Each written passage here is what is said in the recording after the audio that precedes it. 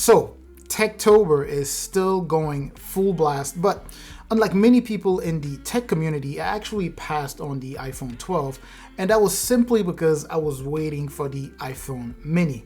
Now, I'm back today at another crossroads, so let's go ahead and break it down. Now, first things first, I have huge hands. My hands are gigantic, and if you've watched enough of my videos, then you probably know that already. I have, for example, here a tablet. This is how I would hold a tablet. It's still kind of, maybe like a large phone, and this would be what a big size phone would be like in my hands. This is the iPhone 11 Pro Max, and this is a regular size phone to me. When I first tweeted that I was thinking about getting the iPhone mini, so many people who follow me and that I also follow immediately started encouraging me to grab one, but I do think it was simply because they really just wanted to see what it would look like in my hands, in these big hands, so that they can make their silly jokes like they've been doing on Twitter.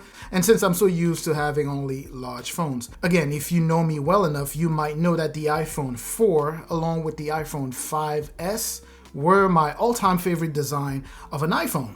So obviously when Apple announced and they showed the new lineup of the iPhone 12, the redesigned iPhone 12, which was to mimic the iPhone 4 or the iPhone 5S, depending on who you ask, I was immediately interested in the iPhone mini, simply because that's the one that comes the closest, at least in terms of size, to the iPhone 4 and the iPhone 5S, or the iPhone 5S rather.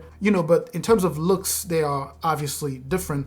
Again, the size is pretty close to that one. That's as close as you could get to those old school phones, because you'll be looking at a 5.4-inch display, and that is very small. And at this point, I'm really just trying to see whether it's really worth it for me to actually buy that phone and make a review on it and actually get to keep the phone. So would you be interested in me picking up the iPhone 12 mini and review that? Or would you rather just pick up maybe the regular iPhone and just go over the same boring lines and review the regular iPhone 12? And obviously this kind of retro look of the old iPhones is just superficial. We are of course looking at a very well updated lineup of new iPhones, especially when you're thinking about that amazingly fast A14 Bionic chip, which, by the way, you may be aware that that chip is even faster than what they have in the iPad Pro. And also you have that Super Retina XDR display with 2340 by 1080 for the res, the updated camera, and 4K video recording at up to 60 frames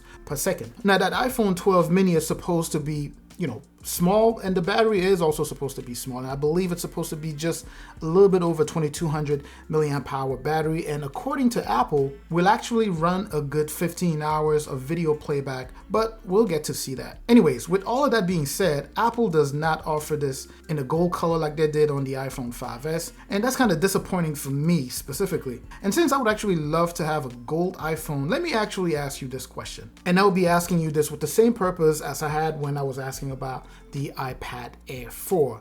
Should I stick to my original plan and just get the mini? That way I can make videos so that we can really see how small this thing looks in my hands and maybe even laugh about it. But either way, I would just keep it just for sake of nostalgia. Or should I go for the new iPhone 12 Pro Max? Because again, that's a regular size phone to me. As I mentioned, this is the Pro Max, the 11 Pro Max, and that's a regular size phone for me. Should I be going for the same phone? Plus they have that gold color, which actually gives it a very premium look. Although it's not as gold as I would have wanted it to be, but that's as close to gold as you will get with this phone. And finally, of course, the third option is just to not pick up an iPhone 12. I know some people suggested this when I was asking if I should go ahead and buy the iPad Air 4. Some people were just like, just keep your money. Should I just go ahead and go with the third option and just pass on the new iPhone lineup and just keep my 11 Pro Max? What I'm gonna do here is I think I'm just gonna go ahead and put out a poll, just like I did with the iPad Air, and see how many people vote